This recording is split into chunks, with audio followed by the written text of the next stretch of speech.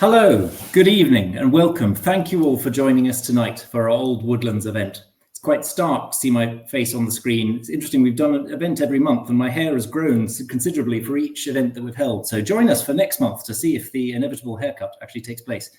But yeah, thank you for joining us tonight. It should be really good fun. We've got Archie McConnell, who's the sort of master map hunter from Dumfries Archival mapping project, joining us to talk about Old Woodlands. Requirement Archie had was that we use the word romp in the title, so this will be a romp this evening. But first of all, I've got one slide just very quickly to give you a snapshot of who I am and the organisation that I'm working for. So it's a new organisation called Dumfries and Galloway Woodlands. I say new, we've been around a year, and we're a membership organisation based here in southwest Scotland. We're looking at trees, habitats, and the people that depend upon them. So it's not just the trees, it's well, how do the trees support the broader economy and community wealth building and everything that comes from that. And it ties in really nicely with the topic tonight. So we're a membership organisation. If you have a chance, do visit our website. You can sign up for our newsletter, you can sign up as a member and follow us on the infernal social media.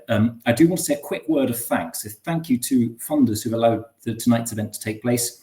Thank you to Woodland Trust Scotland, Scottish Forestry, Dumfries and Galloway Council, Borders Forest Trust who are supporting this venture behind the scenes, and the lottery. We wouldn't be able to put these events on without support from the lottery. So we are Dumfries and Galloway Woodlands organisation, and it's a lot about looking forward. How can we influence what's going to happen in our region, support native woodlands in our region? And just occasionally, it's quite good to look back. And so I think tonight's event is sort of possibly looking back a little bit, and I can think of no one better to look back with, or certainly not in the Dunscore area, than Archie McConnell, who's with us tonight and is going to give us a snapshot of that. So please, before I hand over to Archie, we've got comments on the right there. If you're from anywhere exotic, and I know I got in trouble last time for suggesting that Borg wasn't exotic, Borg is perfectly exotic.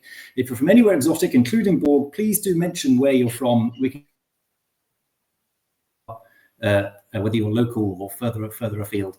And the event's being recorded and it'll be posted on our YouTube channel in the next couple of days. So the plan tonight, I'll hand over to Archie, who's got some slides to talk us through, which have guided his thinking in pulling this presentation together. And then put any questions in on the right, and I'll put those to Archie. I think that is the audience white hot with excitement. Archie, if you're happy to hand over to you. Good stuff. Thank you very much indeed, McNab. That's great and very nice. I can't actually see you all, so I'm just talking vaguely into the machine at the moment. But I hope that we'll be looking a little bit backwards. People sometimes say that I am backwards looking altogether, but we shall persevere. Right. We're going to quickly run through what is a motley collection of slides to describe some sorts of bits and pieces of history. There are two things that I'm going to do. One is to make sure that you have some ways of looking at ancient woodland, or old woodland, and with how would you put it, precise way of looking at things rather than anything too airy-fairy. If we go on to the next slide. So we'll just start about what is history and what isn't history. On the left, it is not history. Poetry, myth, imagination, advertising, and promotion. There is a tendency to take things and run with it, shall I say, especially the kind of neo-Celticism, if we can call it that, or neo-paganism even, which is mainly due to Robert Graves's White Goddess book. He's produced all sorts of things like tree alphabets, which did indeed exist, but there were also lots of other alphabets as well. It was more like having an alphabet, as you would see in a children's book these days. A is for aardvark and Z is for zebra. And so the trees were just a way of guiding you through the letters, as it were. There are a whole lot of other alphabets, apparently, like a bird alphabet or a fort alphabet even. So that's one sort of thing to keep an eye on, is don't get sidetracked by overt Celticism, if you like. The other one is that our forestry organizations love to call things ancient or native or some such. And quite frankly, most of the ancient woodland, even the way that they describe it as being something around since General Roy's map in the, whatever it was, 1750s, 1760s, those aren't accurate in themselves. And the studies that indeed Damp has done with the aid of Thomas Muller shows that they're around about somewhere between 60 and 40% incorrect as far as what is actually an old woodland. So it's much, much more interesting to try and look for proper evidence. So we're looking at written evidence, drawn evidence, so descriptions of landscapes, sales, contracts, bills of lading even, and of course maps. There is other things too, the scientific studies like pollen counts and dendrochronology. I don't understand much of either of those. I get the gist of them, but apart from that, so we won't go into those. But also the study of artifacts, mainly buildings as far as I'm going to go on about today. But we can maybe in the future have a look at furniture as well, which tells you about what kind of timber was where and when. And then there's the study of industrial demand and how that is influences what's going on the ground. So just talk history. Very briefly, early deforestation. The hills have been bare for a very long time. I reckon probably Neolithic times. This map is one of, I think it's your guys, McNabb, Borders Forest Trust. They're planting on this hill, I think, somewhere around. And but I sent a copy of this map over to them the other day, and there is actually a Roman road marked. And it should be noticed that, well, what does this matter about Roman roads, forestry? Well, if there was forestry there, it would be very unlikely that that road would be that old or have stuck around for that long, because trees get stuck on roads, they pull the roads apart and essentially become destroyed. And with this this path, whether it is Roman or whether it's something very old anyway, has been there for a long time. So it's highly likely that there was no trees around in that particular area. Okay, if we go on the next one. So we've got to work out why it is that we actually need woodland, or more importantly, why do we have a need? And it is a human need, especially in our area where humans have been around all over the place for a very long time. There are three main things. There's utility, protection, and essentially for fun. That's a nice broad one. So that includes hunting, scenic splendor, and scientific endeavor. But we all must understand too that the proximity of the woodlands to where the need is required determines the position of any individual woodland. This is kind of essential as far as this is concerned. The utility part of aspect of this, we've got, this is Elliot Estate, just south of Sanka. And incidentally, this map is, as it were, to you, upside down. Some of the old maps have north pointing in a funny direction. This one has north to the bottom and south to the top. It shows a whole lot of woodland.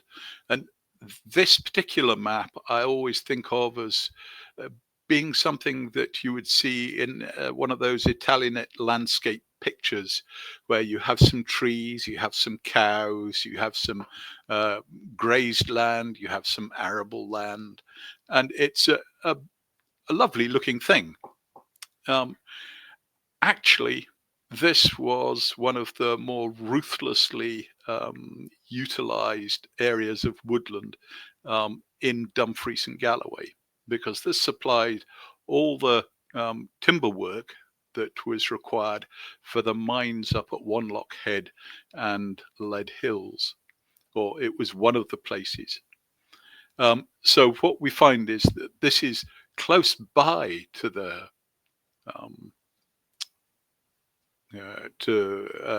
place where it's required. We're looking at about 5 or 6 miles up the hill, and we'll talk some more about it later on. But some of these woodlands have been utilized in specific manners for a very long time. Okay. When we talk about protection, we aren't just talking about shelter belts. We're talking about things like I don't know, sticking woodland on what do you call them, watersheds, or putting woodland on areas, doing stuff for carbon sequestration, all that kind of thing. So it's a much broader thing than just sheltering from winds. The maps that you see here, there's the big one at the back, which is I think quite an interesting one. Thomas Carlyle moved into Craigenputtock in 1823, and the farm was managed by his brother Alex, and these shelter belts sprung up around about the place, and this definitely was for wind protection up there, because you're talking about 700-800 feet above sea level, and essentially it does get a little bit blowy. These woodlands, in fact, were knocked down in 1920 by Edinburgh University, who Thomas Carlyle had bequeathed this farm to when he died, and they were shy of money. They asset stripped the place and sold it up. So down below there is a totally different kind of a shelter belt. These you see on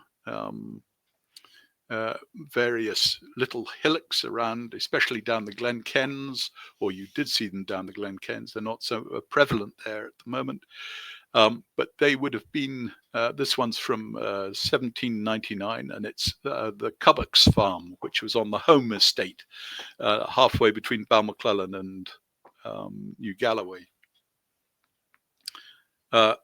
The theory goes that these would provide shelter regardless of which way the wind was blowing. So your sheep and cattle can go and get in behind the trees one way or another. There is another aspect to those. I think they were also there for hunting as well. But these would have been things like beech, larch, pine, that sort of thing. And they date from middle of the 18th century and onwards. And you see this sort of thing all over the southwest on the tops of little knaus. Okay. Fun. Yeah, fun's a peculiar one, really. I've got two illustrations here. One is actually of a Dutch estate. I can't remember where it is particularly, but the point is that forestry, and it's much more obvious when you see comparisons like this. Drumlanrig's ideas of what they should be doing, which is the right-hand side, had to come from somewhere. And I think that quite a lot of the influence was actually Dutch, because this was drumland rig as it stands at the moment was built just after the Hanoverians came in. So what's that? 1768 or some such, the Glorious Revolution. We'll pass by on these things a little later on as well. But sorry, can you go back again, Bruce? Thanks. It's not just a question of looking pretty, if you like. These sorts of places, and specifically the Dutch were, there was a whole network of gardens and gardeners and gardening. And the gardener at that time was an important person. They were the forester as well. Okay, if we go on. This is the other bit of fun. We've seen large amounts of money being spent by very wealthy gentlemen. This is far too much money being spent by a not so wealthy gentleman. This was the second son of Patrick Heron, who had Corrochtery down near Creetown, or just this side of Newton Stewart. And his second son, Andrew Heron, planted this up in 1685 or 1695. I think planting started in about 97. So this is very early planting. And just to give you an idea of the sorts of things he was actually planting, because this is he did all the usual things like oak, sycamore, ash, alder, willow, all that kind of stuff. But he also planted things like sweet chestnut, silver fir, various pines, yews. He was, I had some other ones as well, which I have.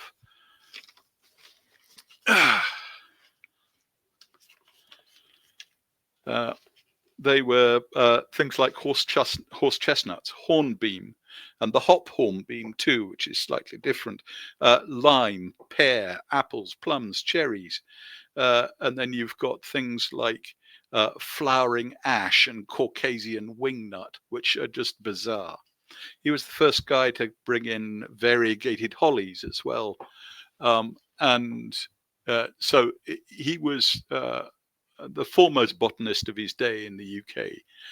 And we forget about him. He's here in D&G, and he's buried in that garden too. Okay. Essentially, he was having a lot of fun. Now, the positioning of things, just so that we get this totally clear, if you want to have a nice view from your front window, you've got to plant your trees relatively close by and organize your landscape accordingly. If you plant it 20 miles away, you won't get a nice view outside your window. And this is basically what we're seeing here, but this is much more the utility part of things. Von Thunen was a German agronomist, and he came up with this model in 1828, which postulated the idea of an isolated city. And if you have a close look at this, you'll see that the forestry ring, because there's only a single market, and the isolated city is on a plain, so it's all flat, and you get rings. And we're talking about pre-industrialized times, so no trains, no combustion engine, and here you have just horse and cart carrying things to and from. So anything you need regularly, like your horticulture and dairying, is in the first ring outside the city walls.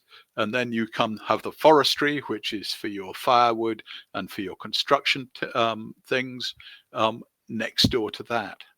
And then all the other farming is further away, and the grazing, of course, you can herd the animals into town to slaughter them, so you don't have to have them very close to the town. It's all very basic and simple.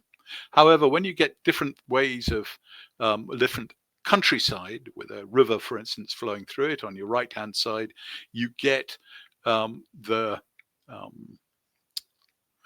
what do you call it, the forestry sprawling along the riverside, because you know that you can float the timber down to the city, and so it becomes more economic to plant it slightly further away as long as it's near the riverbank. Keep that in mind. We go to the next one. Okay, and here essentially is Von Thunen again, but he's been kind of fractalized, if you like, by the landscape here. We have got rivers, which is fine, but we have also got hillsides. And we've also got the other big thing, which is that agriculture is very demanding, especially in pre-industrialized times, because you're getting very low returns on your yields, very low yields on your corns. And if that's the case, then you need to plant more acres in order to feed yourselves.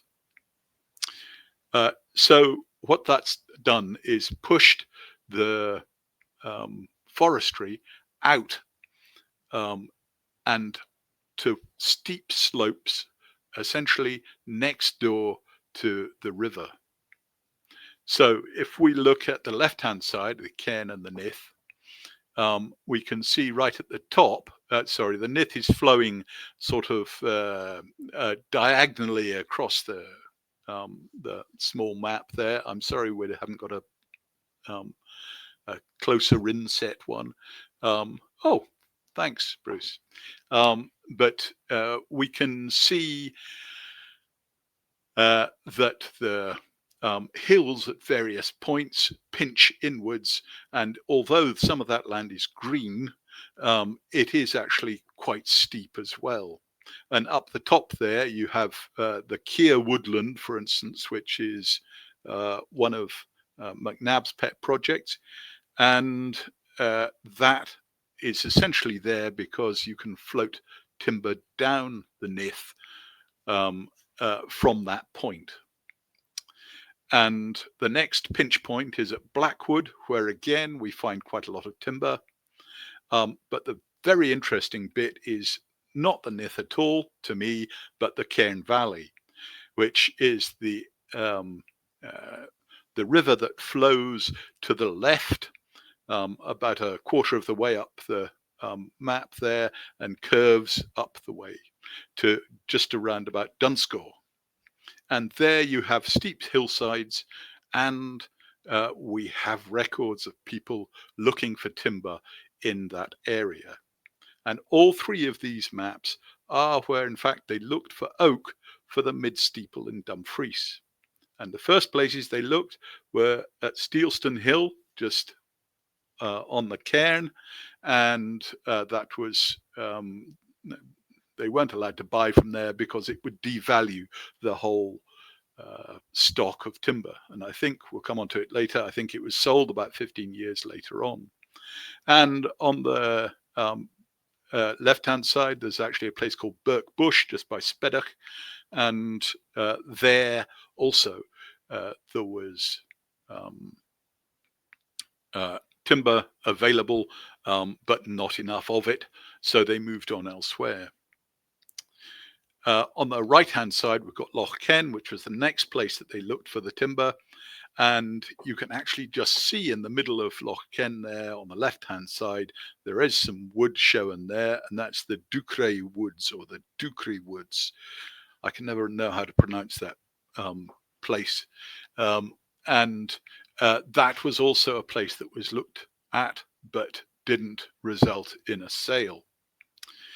And then the third place they went to was the Cree Valley. Now you can see Woodlands on here, and on the right is Knockman Wood, and on the left is the Glen Razzie Wood. And both those are more modern woods compared to the time when the mid-steeple was put up, which was 1704. And but you can see sort of in the middle is the Cree Woodlands, and that's where the timber for the mid-steeple came from. Okay, if we go on to the next slide. Let's expand our horizons a little bit and see where we, if we're trying to buy a lot of timber for a particular project, here's a good example, which is the Stirling Castle. And it shows you where all the timber came from. And it's not anywhere near Scotland, essentially. This is because it's easier to drag volumes of timber across the sea than it is, say, from the middle of Fife, or taking timber out of the top of the Glen Kens and trailing it all the way up to Stirling. It just didn't make economic sense because your horse could only pull maximum a ton, and the roads were so rubbish that it didn't have a chance of managing to do that anyway.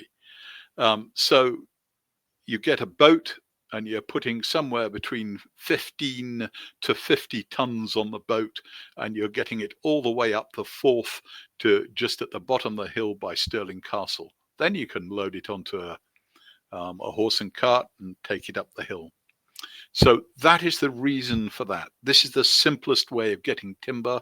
It's not from 40 miles down the road. It's actually from across the sea. Okay, next one. I'm very sorry. Can I go back one again? I just wanted to show you one thing here. By the time 1550 came along,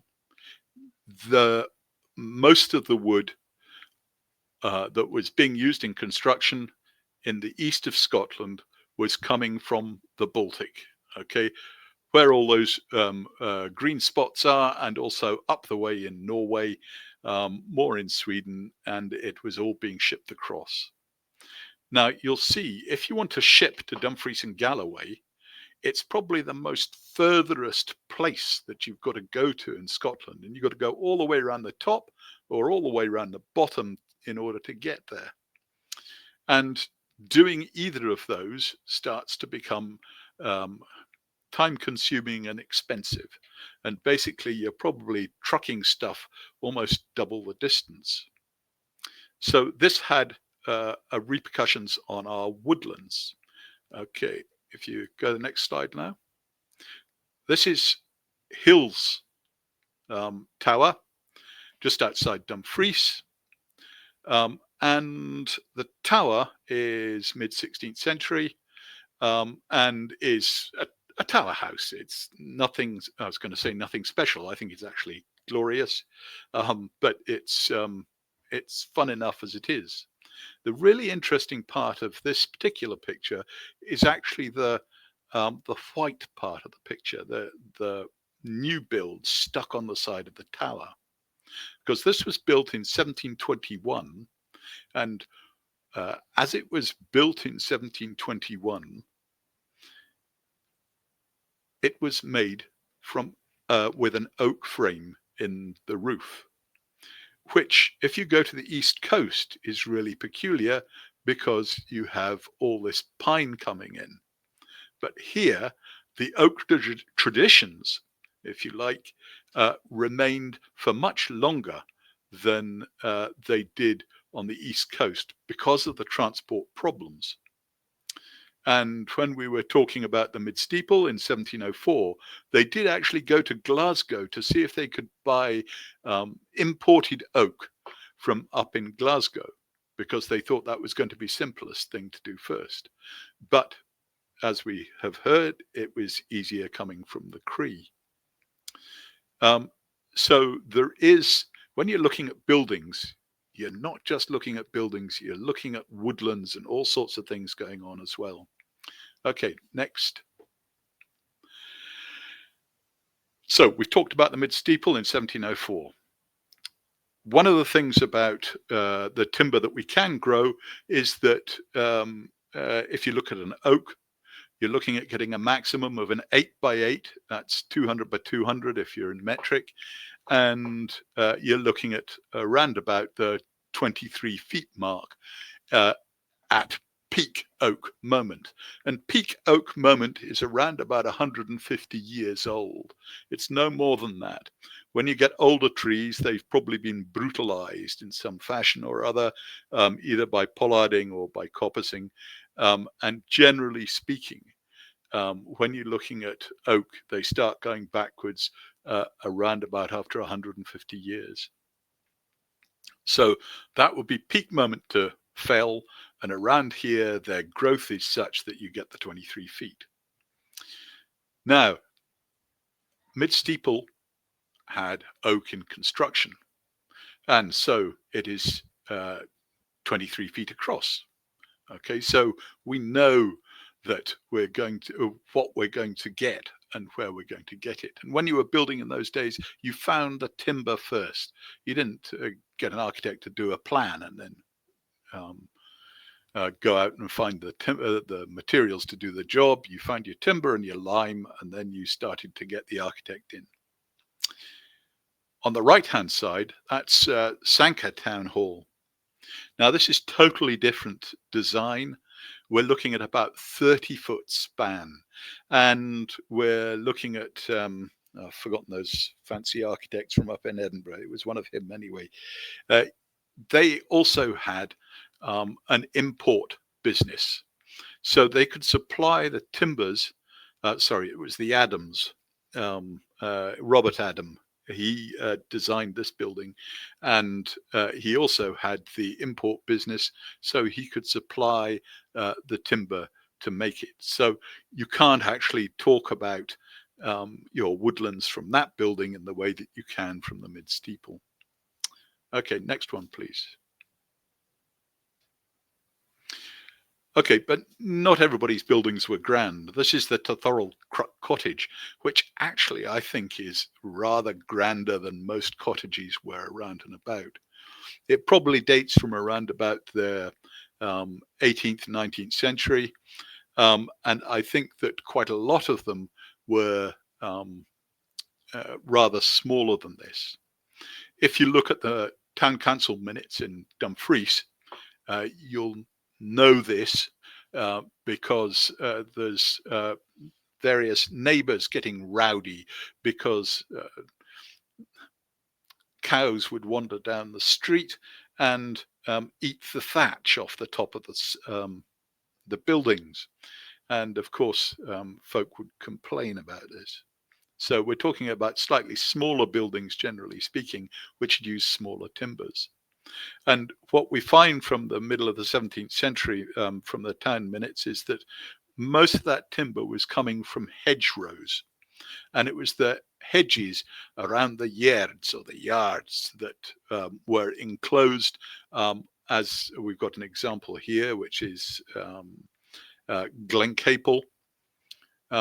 And this was the village down there with various bits of hedging and all the rest.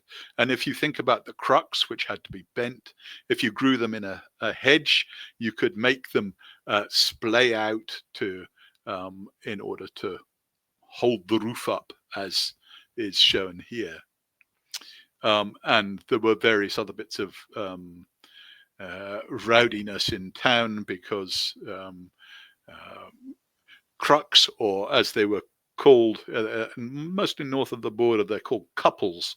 And we find that the couples had been left in some grass and had rotted. And the landlord who had given them to a tenant actually took the tenant to court as a result of that. But they would have been made of ash, elm would be preferred, and also probably things like beech and birch would have been used, especially for the upper members rather than the crux themselves. Okay.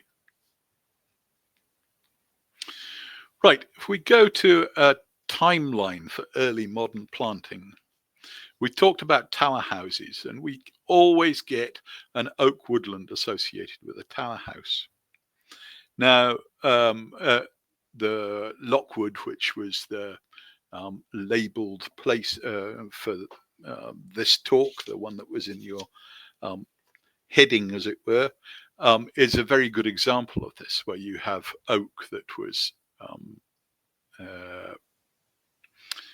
grown near the tower so that it could act as not just for the estate generally, but also they knew that in 100 odd years' time, they'd probably be replacing their roof, so they would need the oak at that point. So you get this very distinct idea of oak woodland. On the Lockwood stuff, I came across Dr. Walker's writings in the 18th century. He was one of those great botanists as well, who wandered around recording stuff. And he had come across the oak trees at Lockwood. And in 1773, he records one that 6 foot above the ground was 14 foot in diameter, and overall it was 60 foot high. There were some others of those which had been cut down, and they were 230 years old at the time. This puts that woodland somewhere in the region of having been planted, or those trees started life in 1543, which takes that back to a fairly good age. There are key dates that talk to us about woodland as well.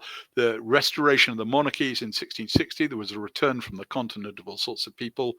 And for instance, larch came in at that time, brought by people who had visited the Alps.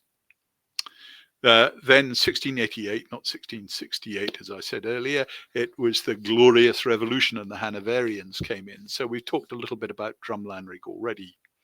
The map there, incidentally, was done in 1720s. The Act of Union was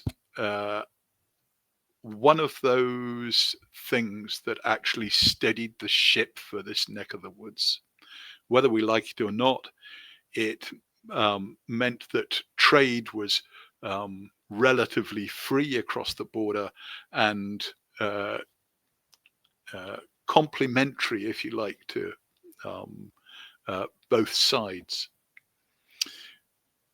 What did happen in about 50 odd years later is we find that quite a lot of tariffs come in, and that means that with the import levies that occur on both timber and, probably more importantly, bark, which was for tanning, means that you get a huge growth in planting of oak around and about. The little map in the middle gives a rough idea of oak plantings that were done at the very beginning of the 19th century, I think, around Gatehouse. That was Murray of Broughton. So that's why you get so much oak around and about. It would be much more patchy if it hadn't had that impetus. So this idea, for instance, of Atlantic oak woods is probably fairly mythical. Oak doesn't tend to grow all over the place. It tends to grow in distinct areas that it enjoys and likes. So forcing it to grow in other areas is a man-made thing. You can't, and it doesn't always like it terribly much either. So if you think of Atlantic oak woods, as people call them, you're probably not really thinking of oak at all, but a whole variety of other species. And a little vignette on the left there, which if we go back and think about the Drumlanrig and the network of gardens and gardening that was all over the place, then we find that the gardener becomes a really important person on the estate, and they also looked after the trees. And this is a nice little vignette from a map of Earlston, just by Dalry, and where they had a gardener's house. And in fact, on the same map, there's a little gardener's farm as well, which is a nice little croft for the gardener to have as his own. Okay. The other thing that we must bear in mind is that the government does intervene in things. And the biggest intervention in the 18th century was the imposition of tariffs. And they did start around the 1730s, and we find that they are more organized come 1750s and 1760s. One of the things that you've got to understand is that tanning, the shoe trade and all that kind of stuff was something like one of the biggest businesses in the UK. And as a result, the Treasury wanted to have some way of taxing it. So this was part of that whole taxation procedure. The kickback on that, as I've already explained, is that we got many more trees, and there was, when you were talking of tannins, by the end of the 18th century, we were very much focused on oak as being the prime tanning component. The other interesting part of that was that the small roundwood that was being used also got some tariffs on it as well. And the larger the stick was that was imported, then the less tariffs there would have been. In 1806, however, Napoleon Bonaparte produced his continental system. And if you look to the right there, there's a French cartoon, and this is Lord Granville reading Napoleon's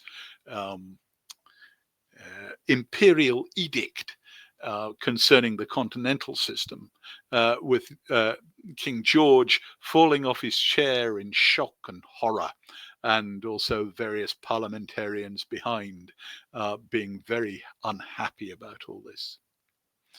That was 1806 when that all happened. But actually that embargo didn't work, because what happened was that when the Baltic trade dried up, we started to import from Canada. And by 1811, we know that there were sawmills in Canada, and large quantities of timber coming in from there. So we didn't rely on the Baltic trade anymore. The protectionism system, which our darling friend Mr. Trump is starting to bring back, is carries on pretty much solidly until the 1840s and the potato famine. But prior to that, a good example is in 1823, the imbalance of the tariffs meant that when you imported from the Baltic, and they actually did this, they sent loaded timber vessels from the Baltic all the way across to Canada, and they got the appropriate stamps in Canada and came back into the UK duty-free, and it was cheaper to do that than just bring direct from the Baltic. This was something that came up in Parliament in 1823. So people started to question the idea of whether the protectionism was that great or not. In the 1840s, we have the Irish potato famine. The potatoes themselves are interesting. The first field crop was only 1738 up in Stirlingshire. And so they had increased exponentially by the 1840s. And then, after 100 years, you get massive disease.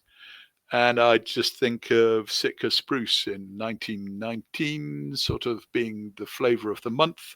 And now 100 years later, ... We will leave it at that. by the 1850s, all the tariffs had been removed. And what we see heading towards World War I is a total decline in planting. And that's it's significant. There'd been steady increases of tree cover up until the 1850s, and then it disintegrates after that. Okay, next.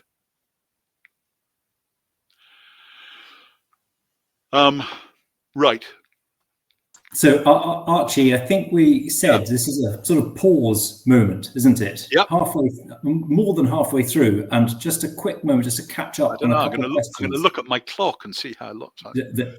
I'll let you have a drink of water. Yes, thank you so much for this. I've picked up already so much so far. You've highlighting the three headings of utility, protection, and fun. And it's so interesting because you so obviously have such a distaste for the word fun that you can hardly conceal your contempt when you say it. But it's quite interesting to think of those three headings as pulling them together. And I'm startled by how long ago it was that we were importing that much timber. And we learn about where we are today, but how many centuries this has been going on, our importing of timber. Can I just ask one quick question before we cut to the questions in the room? Is the oak for the mid steeple? What? Obviously oak. There was no alternative. There was no question of any alternative. No, it was oak. Sorry, you wouldn't look for anything else. It's always been the one to go for something like that. Yes, at that time, there wasn't any choice. The earliest amounts of imported softwood coming into D&G, I find that there's something around about 1660s coming into Kakubri. That was the earliest I've found, and that was actually thin sawn planks as a kind of cladding, if you like, for what was known as the town barn in Dumfries. Where incidentally the oak was stored before it was used for the mid steeple. So. Okay, good. So oak was the obvious choice for this. So a couple of questions in the room, or comments really. Great comment from Ewan, who's actually helping to manage the woodlands of Elioch today. So it's quite nice to get the snap of today's angle on that. Question from Mary. I'm sure I've heard an old word for the circular shelter belts mentioned around the Glen Kens. Have you ever heard of a word that was Ewan might have suggested it's roundels, but have you ever heard of another word for circular shelter belts you mentioned? A roundel would do fine. Yeah. But yes, I came across the word roundel up in Perthshire. But I always think of roundels as being round, and they're not necessarily round. These patches, they're kind of amoeba shape. There's a question from Richard. Where did the early large-scale planters get their seedlings? Did they have their own nurseries, or I mean, I suppose there's probably a separate presentation there, isn't there, about sort of origin of the timber that's mentioned? Yes, probably. There were various nurseries in Moffat and Dumfries that we know of, but that's rather later. That's sort of the turn of the end of the 18th century, really, that those were put in. But we do know of supplies of various things. For instance, Drumlanrig picked up. There's a bill of lading in the archives in Drumlanrig, dated, I think, off the top of my head, about 1696, and they're bringing plants in from Amsterdam, and specifically thorn and baskets, I presume, of seeds. So what kind of seeds they were, we don't know, but fascinating. We know that they were brought in. But we also know that there's an awful lot of stuff coming up from the south.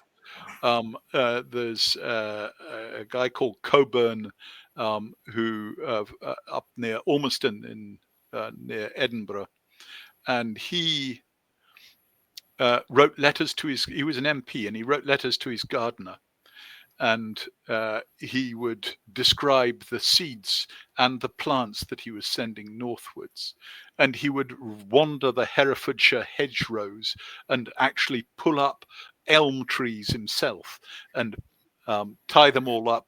And he would send a message to his gardener saying, there is a whole lot of elm coming in the next shipment in leaf for you. Go and pick them up, and all this sort of thing.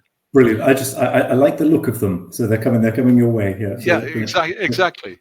You made a comment. There's a few comments that come in about steep planting. Irene started her life in Bargally estate. And then a comment from Luke about, you mentioned 14 inches. Was it also 14 foot in diameter? Is much older than a couple of 100 years. Yes, that was a big one. What had happened was that when Dr. Walker went into Lockwood, he liked to measure the big ones, or he collected the big sizes, and so he would collect gossip from what was going on where and all the rest of it. And when he was talking to people about this particular one in 1773, what they'd done is they'd chopped trees down next door to this one. So we know that those ones, because they counted the rings, were 230 years old. Okay. So, but one that was a 14-foot diameter may well have been older than that. Yeah. So this is it's not illustrative of the broader stock. It was probably picked for its size, you think, rather than yes. Yeah. Cool. I'm conscious you've got a couple more slides, and we should come back to the questions just come in here. Are diseases of trees just a modern thing, or has it been happening historically? I don't know whether you would it's been happening. It's been happening historically, especially when hi Fiona. It's been happening historically. A good example is canker in larch, which was something that was very prevalent at the end of the 19th century, beginning of the 20th century, and that was in European larch. And so we get the Dunkeld larch, which is a hybrid between the European and the Japanese, and that managed to steer away from the canker.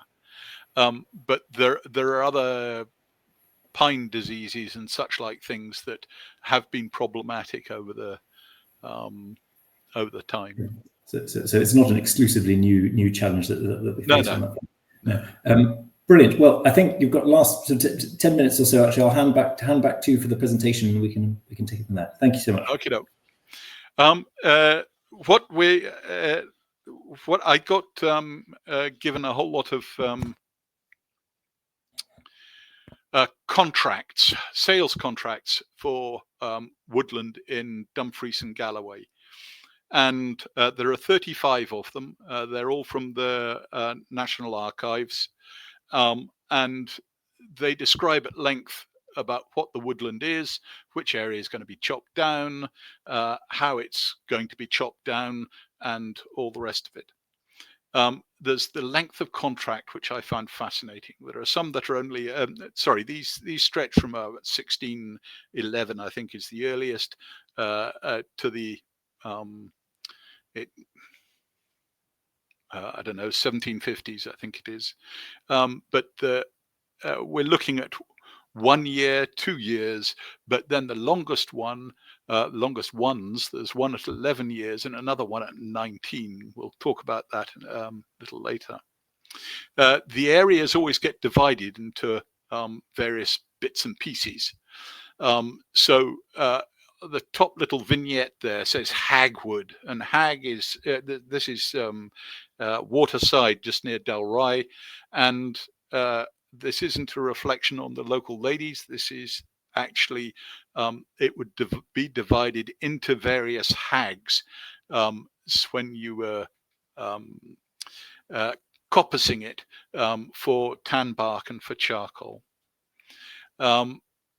The fencing is always interesting. That was done probably with a ditch included, but everything was tied up with brambles, and they all, I don't know, about 70% of the contracts have got a mention of brambles in them, and so I now enjoy, when I'm in a wood, I enjoy seeing a bramble there because of that. How the timber is cut is interesting. It's the timing and the technique. The timing is often there because you don't want to cut after midsummer too much, and otherwise it won't sprout again from the stock. And some of the coppicing in there is very specific about how it is. You chop it not too close to the root, and you dome the top of the stump so that it sheds water and such like. The foresters get housing. They're allowed to build a little house in the place. And looking back to that pictures before, the housing is a 3-couple house, it says. And that is as in 3 crux rather than 3 couples living in it. And also they have their livestock. They have a horse, they have a cow, and they're allowed to graze within the confines of the wood, but must be removed from the newly growing wood. And the fencing is always an important part of the contract. Okay, if we go on. I'm just going to swiftly go down these. There's I put them into areas rather than into individual woodlands because contextually it makes more sense. We talked about the map on the left there, which was Eliach, and that was certainly used up in the mines, but also Rye Hill, just on the right-hand side. There's this little snippet of pont map, and you can see actually the trees on there, little crosses underneath the where it says Rye Hill. And what they were doing was providing lots of various kinds of wood, and they called it chapwood, timber, and laths is what they were putting up to Lead Hills. There's a range of contracts there. That's the Rye Hill contract, 1611. The Eliach contract is 1679. The interesting part of that is that it was a fairly lengthy contract, and I think it was 19 years, and that was there's all sorts of relationships with the Hope family of Hopeton House, etc., etc., etc. But it's another story for another time. But it's they're taking the bark and the branches and the main stem of the trees out of there.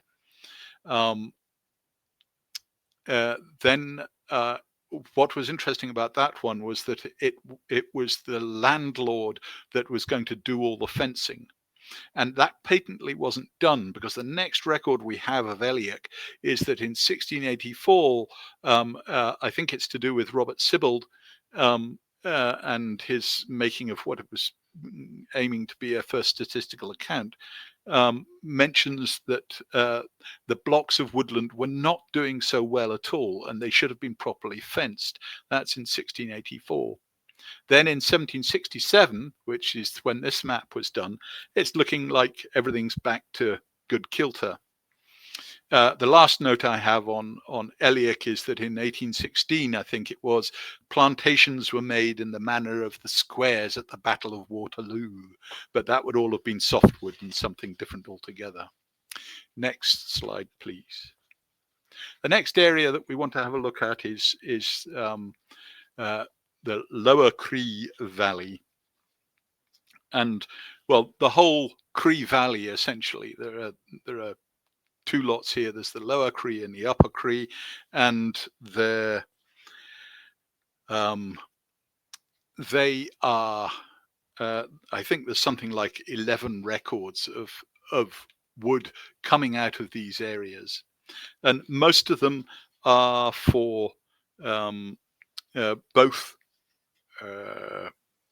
tan bark and for construction material. There is a record here. Again, it's Robert Sibbald, and this time it's Simpson, I think, who writes. He was the minister of down Wigton Way. And he says that all the houses in the Shire were built from the wood from up the Cree. But it's interesting to catalogue all those various bits and pieces. Okay, if you want to go on, a next one. The largest timber contract, which I came across, was again a 19-year contract. And it was made between the Duchess of Buccleuch and the Earl of Dalkeith, her son, between them and a kind of gang of various people, including a clockmaker from Eaglesfield. How he got in on the act, I don't know. But I suspect that one of them would have been a tannin merchant or tan bark merchant. And the main man here is a guy called Charles Russell, who is known as a hammerman from, I think, Coniston, or down Lancashire way somewhere. And what they're doing is that they're allowed to build furnaces here.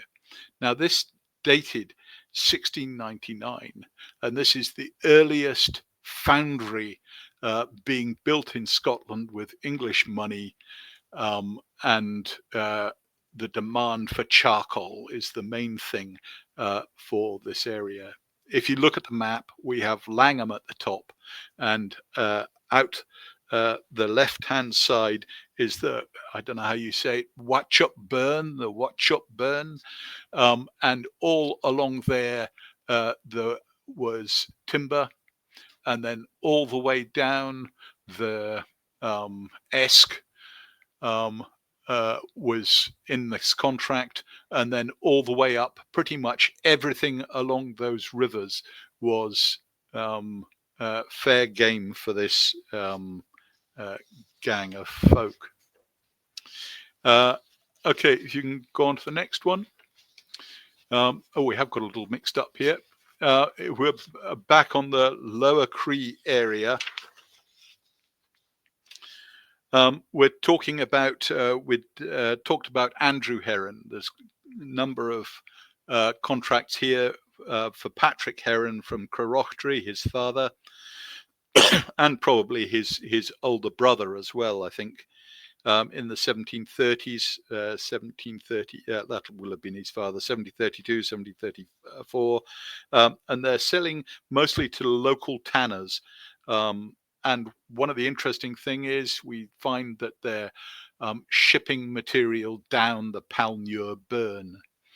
Now, shipping with wood, shipping with by water is a very common occurrence throughout all the waterways in Dumfries and Galloway. And down sort of the bottom in the middle of the left-hand picture of the Lower Cree, you can see that big loop, which is known as the Carsnore Loop, which is where the timber for the mid-steeple was shipped and taken by a ship called the William of Dumfries, which had a payload of 15 tons all the way up to Dumfries. But we get an idea from these contracts about what the woodland was like. It wasn't just oak, it was a variety of other species.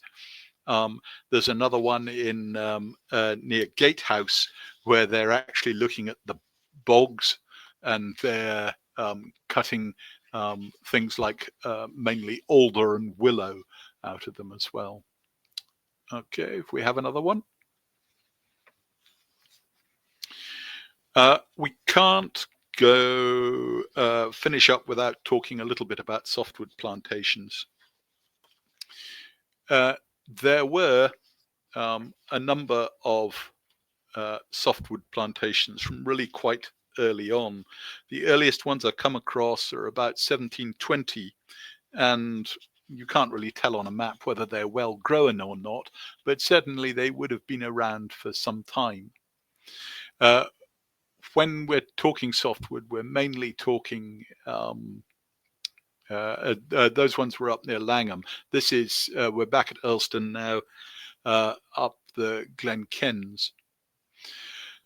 You'll see on the sort of mid left of the picture a bit that says Fir Park, and the fir there referred to is pine, and there still are around that area the odd pine left in the along the fence line and such like, but that particular wood is now no longer, and where it says meadow is there's this occasional sporadic pine. Those ones in 1793, first statistical account, are mentioned in there as being venerable. So how old venerable is, I have not got a clue. But I would think that they were planted certainly prior to the 18th century. So they will be knocking on for 80 plus years old. And you'll have a good number of elderly trees there. We do know that this was shipped down Loch Ken and places like Castle Douglas and onwards. But interestingly, the pine here, it is related in 1793 that crossbills have been seen.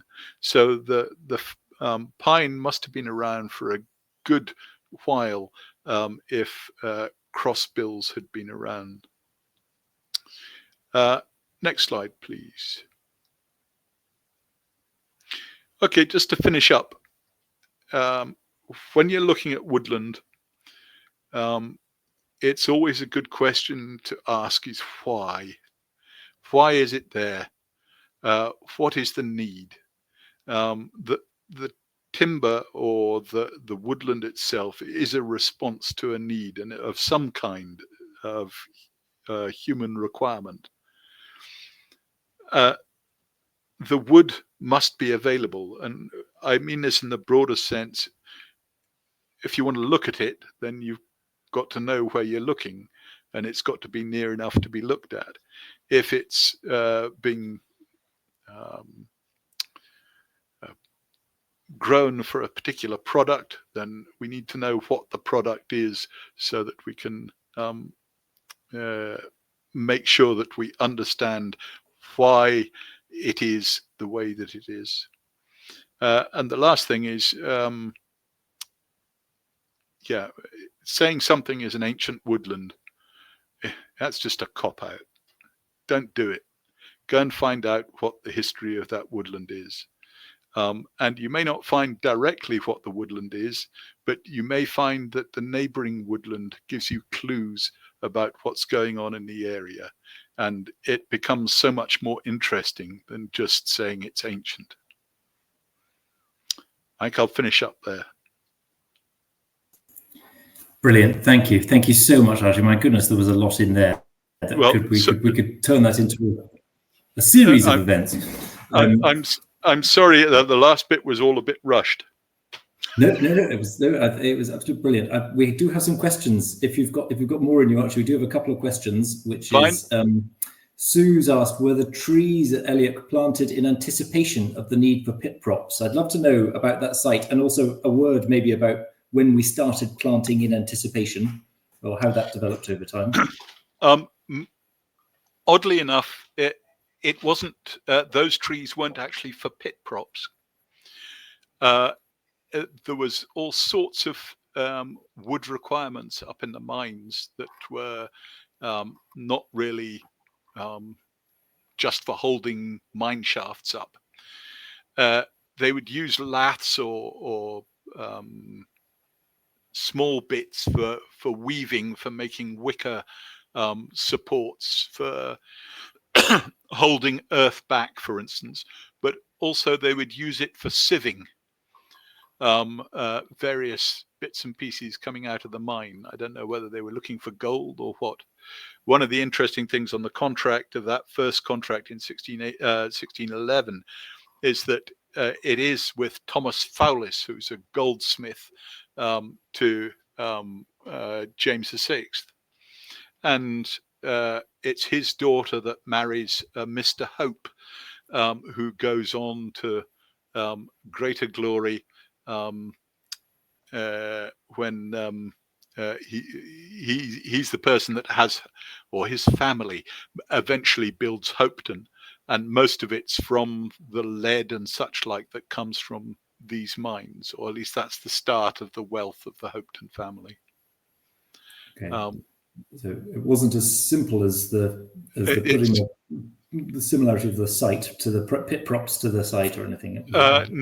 No, pit props are an interesting one, and they're much more a coal thing rather than a lead mine thing. And I have a funny feeling that the seams of lead are actually very small.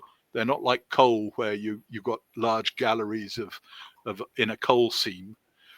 This is a thin bit of lead you're following, so I don't think pit props are required quite as much. There's a great comment for anyone looking at the comments from Alan James, who I know knows Archie. But Alan knows all about. He should be telling me all about that. You mentioned previously about nursery stock being brought from abroad, and Alan's talked there about an example of it being taken from Dumfries and Galloway and going further afield from there. So we exported seed as much as to an extent with importing. A great question from Irene here: was thorn or brambles ever used as stock type fencing? Have you ever picked up on that on estate maps or anything before? Not on estate maps. Yes, I mean thorn. Yes, of course it was as a hedge. But what you find is hedges coming in a more end of the 18th century, and you get people like Joseph Udney and it's more across the other side of the Nith sort of thing. It's a Dumfries thing where they had masses and masses of beech and thorn hedges, and you get advertisements in papers for these plants. And Joseph Udney was actually a cartographer as well, and we've got quite a lot of his maps, and he would draw lines on them and say, I think you ought to have a fence here. And the landowner would go, oh, what kind of a fence? And he would say, I suggest a hedge, and I happen to have lots of plants for, etc. The influence a single person could have on the landscape is quite stark. Yeah. I mean, he really is. Him and his nephew, a guy called Lauder, had a big influence, I think, on Dumfries landscape. And cool. There's a great comment here from Claudia. Fascinated to hear about the Cairn Valley and Mid-Steeple connection. I overlook the river, but my house is named after birch, not oak. So interesting to pitch. We'll have to have something to look into there. Question from Hilary here. Is it possible to deduce from the old maps whether there were periods of extreme weather? We've had a little bit of a winter of weather at the moment. And do we ever pick up on weather damage or anything like that coming through on old maps? It's one of the oldest woods I know is a place called Crorry Wood, which is just down the hill from Dunscar, and it's has its evidence, if you like, is on monastic cartulieries, I think they're called, and it's to do with a lease and such like, and the Crorry Wood gets a mention. It incidentally isn't labelled as an ancient wood by any of the authorities. They seem to have passed it by, but never mind. That's fairly typical of these things. But the interesting part of that is that it is on the northeast side of the hill. and all the prevailing winds come in from the southwest, and monastic plantings apparently seem to indicate that it was the northeast side of a hill that would get the planting. I haven't got masses of evidence on that, but there does seem to be some of that. No, but there are various. There's the Great Storm of 1838. He says off the top of his head.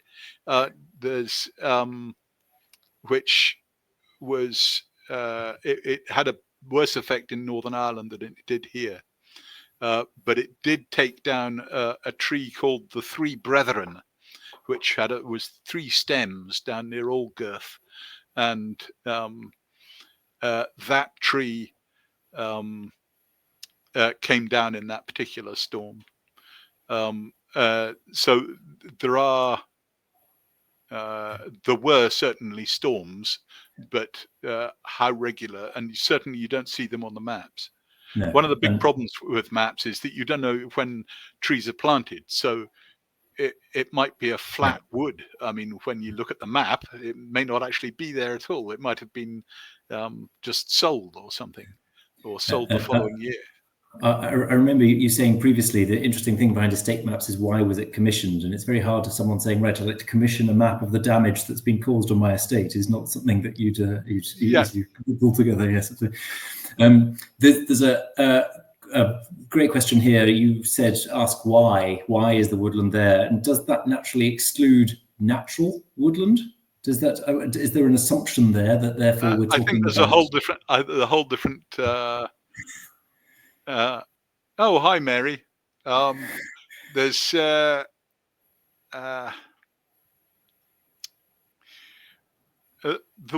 word natural is a worrying one to me altogether. It's used to think that there's I don't know where to start.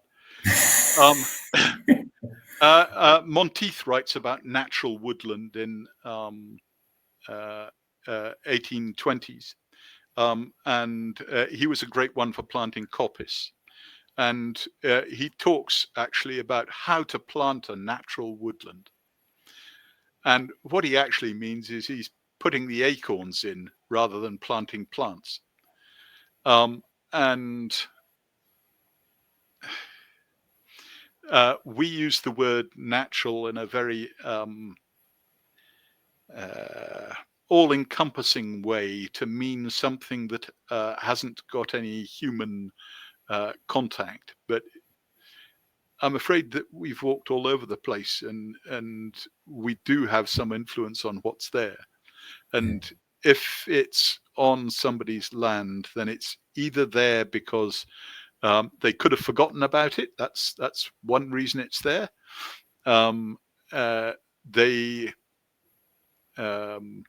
It might be there for a reason. It's going to give them a profit later on, which is what everybody hopes.